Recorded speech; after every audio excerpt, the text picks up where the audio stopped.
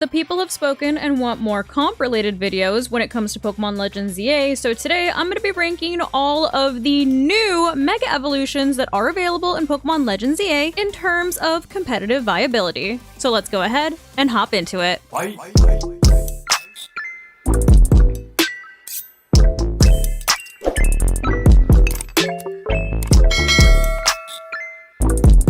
Okay, so for starters, we have the two new Raichu Mega Evolutions, Mega Raichu X and Mega Raichu Y. These are gonna go just up here because we basically know nothing about them, but they're just out here aura farming. And look at how cute my sweet baby Raichu Y is. I love Raichu Y so much. Not that Raichu X isn't cool, but look at Raichu Y. But moving on to the Pokemon that we actually know things about. We're gonna start with Mega Clefable. I'm gonna be putting Mega Clefable at D tier, and here is why. Mega Clefable is kind of interesting because it gets 20 extra points in both of its defense stats and 40 in special attack stat, which would give it a base special attack stat of 135. You know who else has a base special attack stat of 135? Fluttermane. And Fluttermane hurts, like a lot. That's why I love her. Literally on my water bottle. I know you can't really tell, but this is a little Fluttermane chain. Chain? What is this? Charm. That's the word. So it's gonna be hitting pretty hard on the special side. It also gets an extra 10 points in speed, but like that doesn't really do anything for it, so it's, you know, great. It also gains the flying typing when it mega evolves, and they also gave it Air Slash, which would now be stab, and it would now have a resistance to things like Rillaboom. For reference, I am looking at this through the scope of like a Reg F type of meta in doubles. We're not talking about singles, by the way, which means I'm not going to be taking any like restricteds or anything into consideration throughout this video. But like I was saying, gains the flying typing, gets a stab move, and now resists Rillaboom. But the flying typing isn't all positives. It doesn't really add anything in terms of like defensive typing when it comes to Fairy. If anything, it kind of gives it more weaknesses that it didn't originally have. Like for example, if it's now going up against like a Chien-Pao now has an advantage over Mega Clefable because of the flying typing, or even things like Tyranitar. Bro can throw rocks at her now and she would not be very happy. But with the addition of this flying typing, it definitely becomes more of a like Togekiss clone, since the way that these stats are spread are very similar. The difference being is that we actually know what Togekiss's ability would be.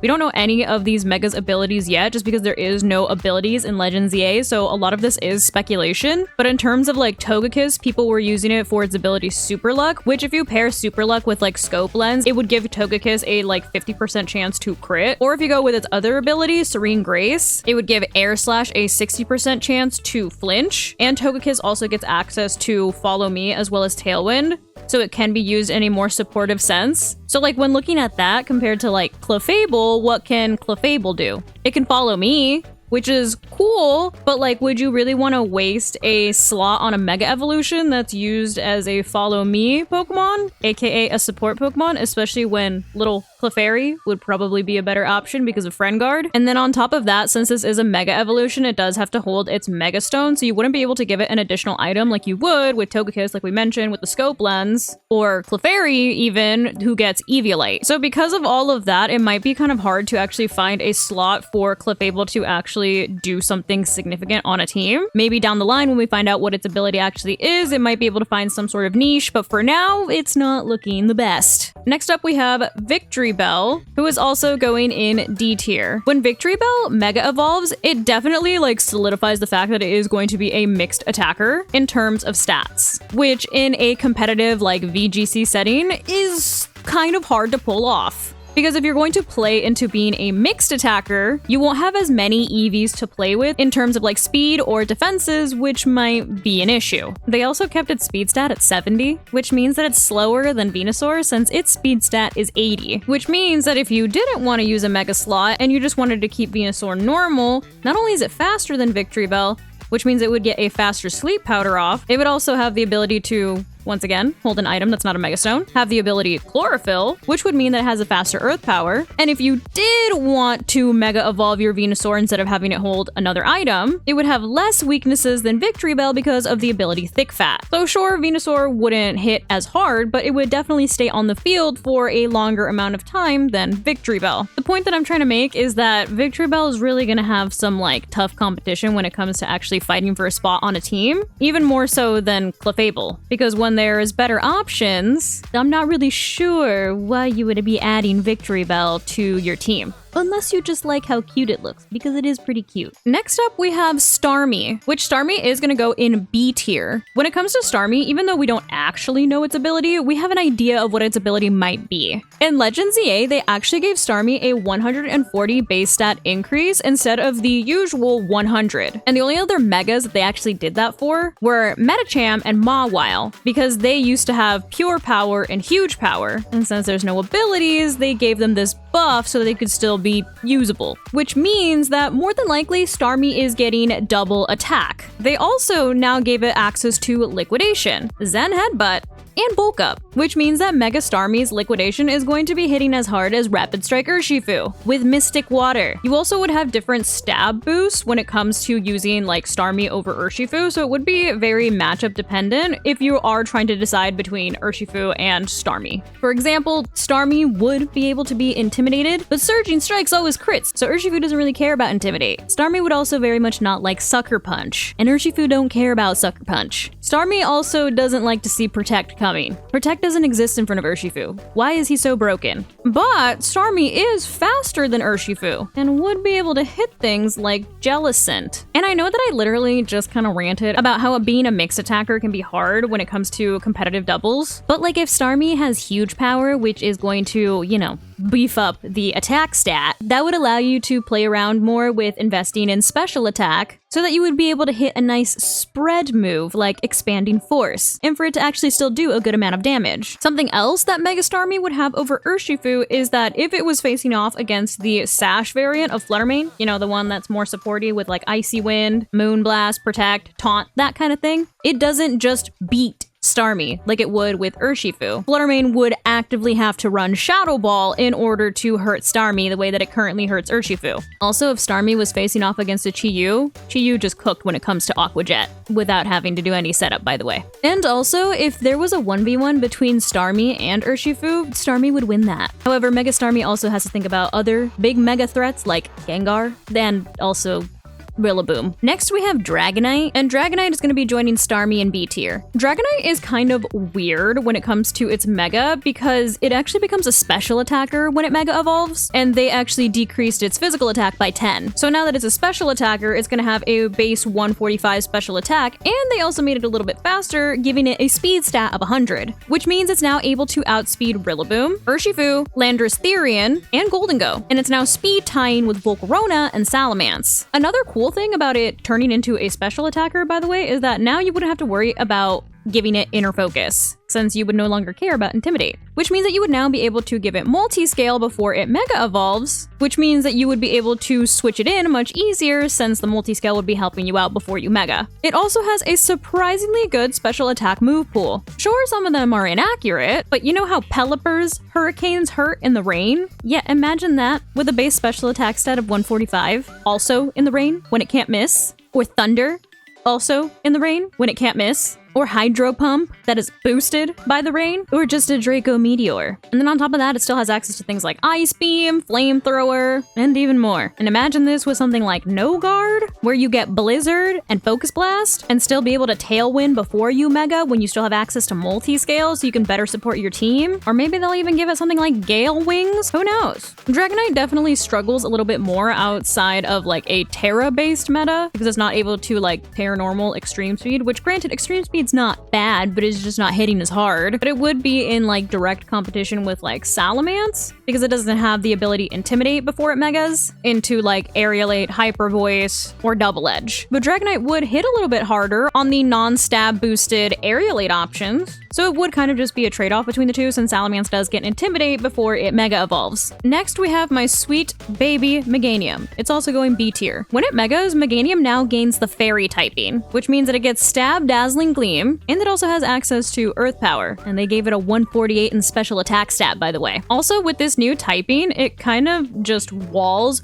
both of the Urshifus, so the coverage is pretty good alongside its offensive typing. Its defensive typing isn't the greatest, but it has pretty good defensive stats, so it would be able to stick around for longer than you might think, especially since it has access to things like Giga Drain, if you wanted to go with that as your desired grass stab move of choice. Its ability might also help, we just don't know what that is yet, but it helps that if this is like a Reg F type of meta, it doesn't have to deal with things like Sneasler, and it would be able to outspeed things like Heatran and the slower, bulkier Golden Go sets, both of which would now have to worry about the fact that they're getting Earth powered. So for now, Meganium seems like it is in a pretty good spot. We just need to kind of wait and see what its ability ends up being. If they give it like Floral Healing with like Triage, that would be an issue, or Chlorophyll and Solar Power, that'd also be an issue. But if they give it Flower Veil, then like, GG's, maybe keep looking. Next, we have Feraligatr. Not only is Feraligatr one of my least favorite new mega designs, but it's also going down here in D tier. It gets a little bit of benefit from the fact that it now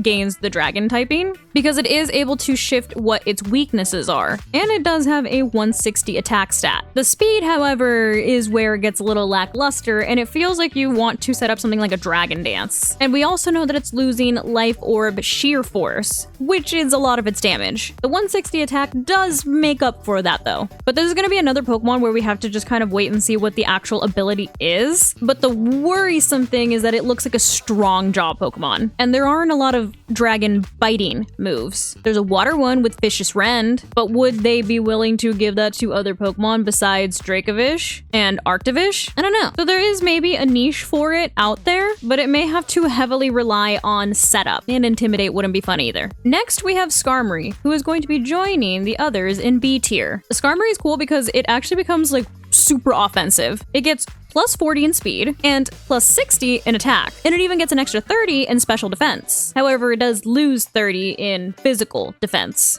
which is fine, because this can now become a sweeper Pokemon. Before it megas, you have the ability Weak Armor, and you also have access to Sword Dance. So you have a good ability, and with some good supporters, you'll be able to set up a Sword Dance, get your little attack boost, get a little speed boost, and then become a threat, with access to moves like Drill Run, Brave Bird, Iron Head, and Rock Slide, which is some pretty decent coverage if I do say so myself. Now for its mega ability, it could potentially get like Gale Wings, but Skarmory turns gold when it megas. Hear me out.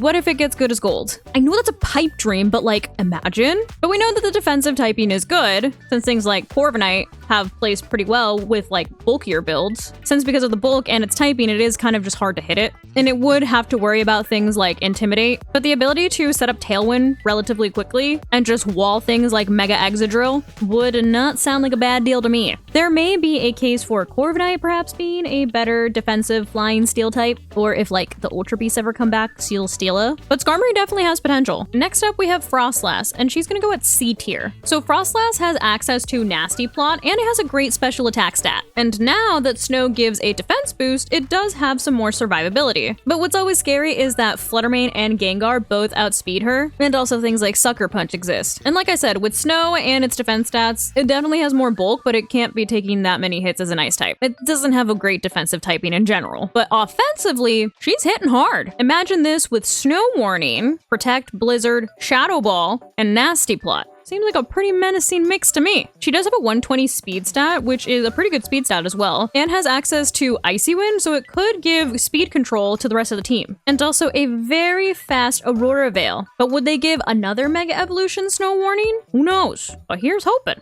Next up, we have Emboar, and he's gonna go at C tier as well. Now, taking a Flare Blitz from a base 148 attack stat Emboar doesn't seem like a silly goofy time, or a close combat. They really said this one's gonna punch, and it's gonna punch hard. He does have a really weird speed tier though, in the fact that he's not slow enough to be in Trick Room. He's like too fast, but he's also not fast. So like maybe in Tailwind he could do something, since things like Ursaluna have kind of done Tail Room things before. But once again, him being very attacky means he has to worry about things like Intimidate. So maybe they give him something like Defiant. That would be nice. It's got good defense stats as well, but in comparison to things like Hisuian Arcanine, who gets Intimidate and also Rock Stab as a physical attacker, it may be able to sneak its way onto teams more often than Emboar. But Emboar might have a slot on like super bulky offensive teams, or even behind screens. He could really be a threat. Now next up, we have Excadrill. Excadrill is going at S tier. This gotta be somebody's favorite Pokemon on the dev team. It got enough speed to speed creep Garchomp, Landorus Incarnate, and Chi-Yu, and it doesn't need a Focus Sash anymore because now it's living attacks on the physical side. Special defense might be a little bit of an issue, but ground, steel, and rock moves are just such a good trio offensively,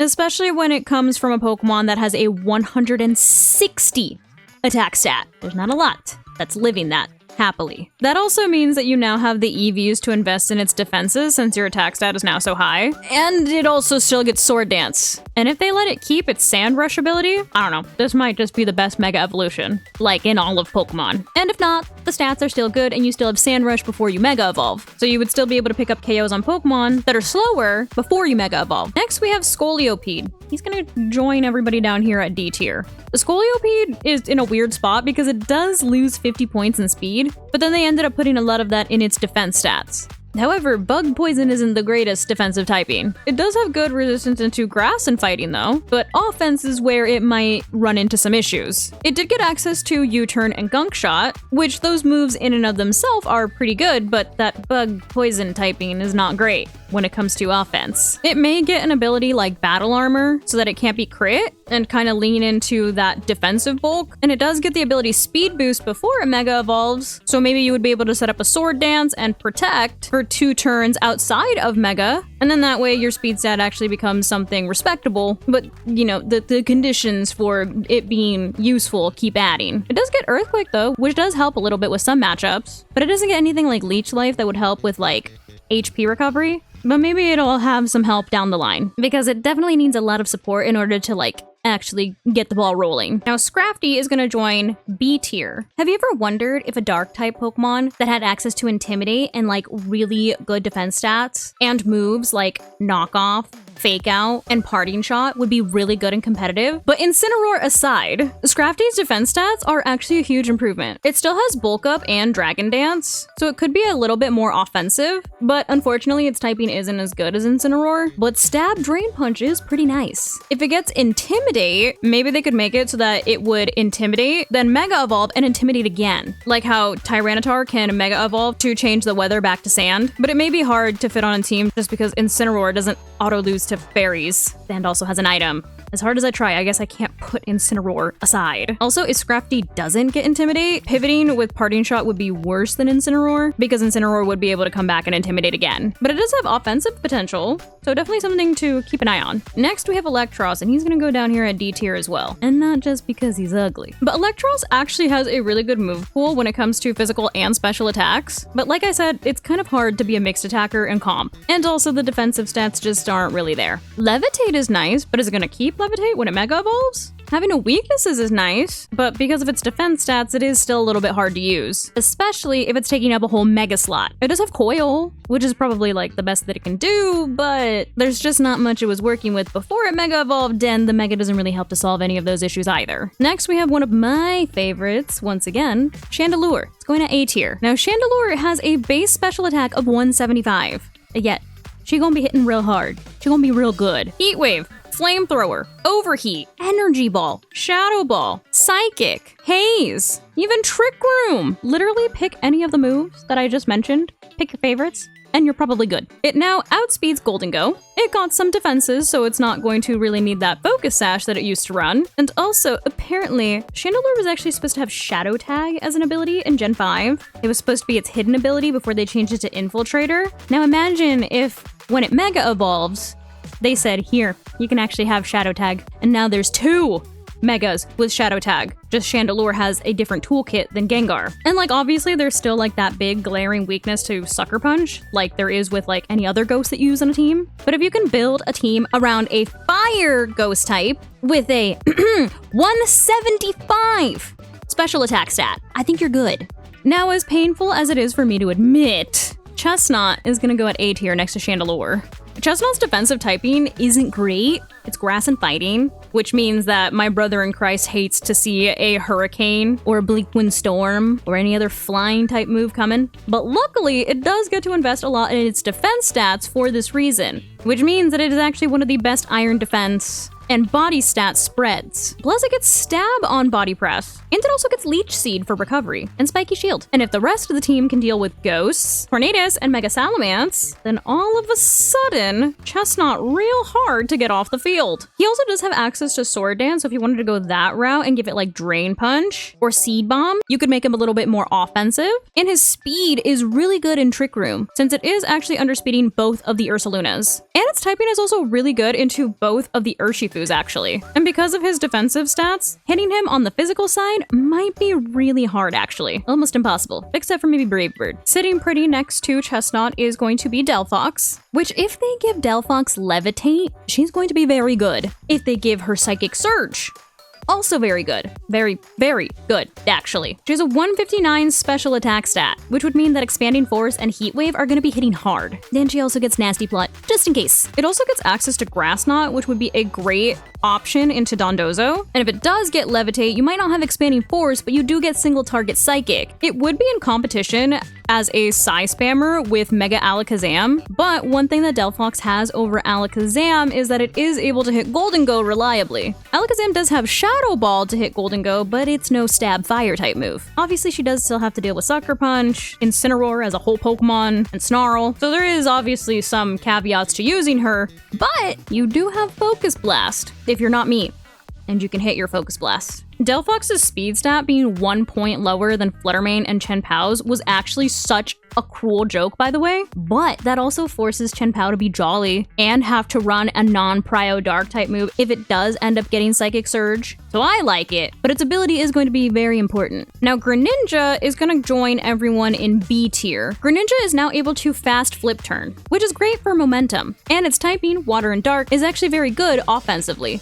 It's speed tying with Dragapult, and it's got a great move pool, and also Nasty Plot, but it is a really frail Pokemon, and it will need something like a Follow Me user or some other support in order to get there. But then it also runs into the issue of spread moves like Dazzling Gleam. So he's very much a glass cannon. Essentially, how it's able to set up in the current format is probably going to be what determines its viability. Now these next few, we're probably going to end up speedrunning.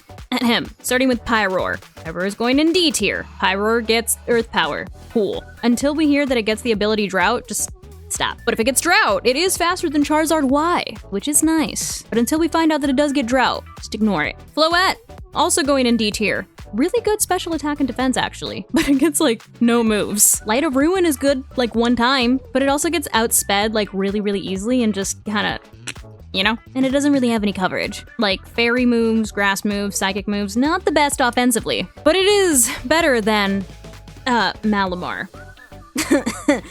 I fear I haven't seen a singular clip of Mega Malamar since it was announced. And there's good reason. Malamar's best is non-stab superpower or close combat with Contrary before it Mega Evolves. Because after doing that, you're kind of just hoping that you have the stats that you need just to make it through because you don't really have any offenses.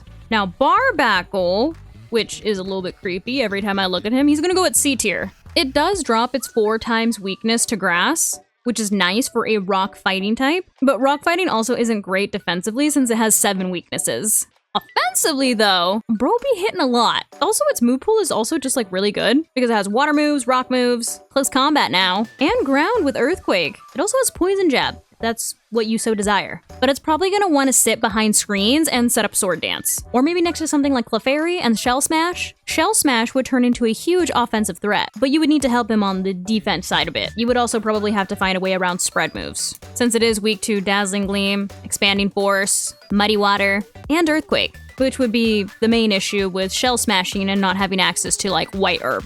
So I don't think it's bad, but it would definitely need, like, a specific team comp for it. Dragalge is a tough one. I am gonna put it at C tier, because its stats are really good, and its defenses are there, and if it gets an ability like Adaptability, it's probably still fine. And its typing is actually good. It's Poison and Dragon, which is able to hit pretty much everything outside of Steel types. And defensively, it's not bad. But like I've been mentioning throughout this video, it's going to be very ability dependent, and I think its ability is going to decide its actual viability in the format. But it is one of the prettiest Mega Evolutions, and I wouldn't be opposed if it ended up being good. You all know how I liked Ernie, the Eternatus, Ernie the Attorney, who is also Poison Dragon. Now, as much as I love the way that Mega Hawlucha looks, unfortunately, I'm gonna have to put him at D tier. They still didn't give a Tailwind, and now it's not going to be able to use Unburden and Acrobatics. But it can still bulk up, but that's about it. Which means that it kind of gets outclassed by Sneasler. Even after Mega Evolving, it's gonna keep being a Pokemon that needs to set up, and his typing's not great. Maybe a Sword Dance to help it hit a little harder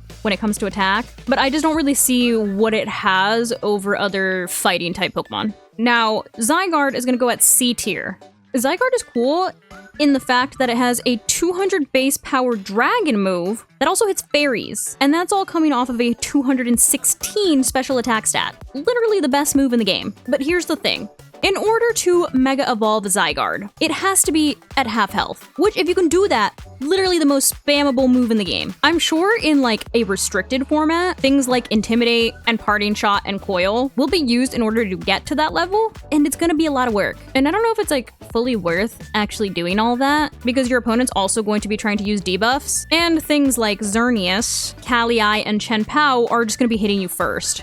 Now Drampa's gonna be joining B tier. Drampa gets Earth Power, and ground type moves along with normal type moves and dragon type moves just hit a whole lot. Couple that with a 160 special attack stat and a 36 base speed means that you're going to have a great Trick Room Sweeper. And before it Mega Evolves, it does have the ability Berserk, which will be able to boost its special attack stat, and there's not really a way for you to get that same boost reliably after you Mega Evolve, so it'll definitely need an ability that either boosts special attack a little bit or be disruptive, which just looking at its design, it does kind of look like a storm cloud, so maybe it'll get something like Drizzle. But having a base speed that's below 50, which underspeeds both Ursaluna's and Iron Hands, is always a nice little niche to have. And last but not least, we have Phalanx. Phalanx is going to be joining D tier. Phalanx kind of has the same issues as Hawlucha. It's a setup fighting type that wants to no retreat and then try to spam its really good attacks after it sets up. But nothing really stands out about Phalanx, and it would still have to compete with other fighting types. Whereas with other fighting types like Urshifu or Sneasler, they're able to just come right out the bat swinging. But there you have it. That is where I would rank all of the new Mega Evolutions available in Pokemon Legends ZA based on competitive doubles viability. Leave a comment down below with where you would place these Pokemon, and of course leave any other video suggestions as well. But that is going to go ahead and wrap it up for today's video. Hope you guys found this video enjoyable, and if you did, I kindly suggest that you consider subscribing so that I can continue to make content for you guys. And if you are already subscribed and you would like another way to support the channel, feel free to check out the merch store. There is a link down below in the description that takes you to not only my merch store, but also all of my other socials so you can keep up with what I'm doing on a daily basis. But thank you guys so much for watching, and thank you to those of you who have joined the channel as members. I appreciate you all so much. I love you guys, and I will see you in the next video. Bye guys.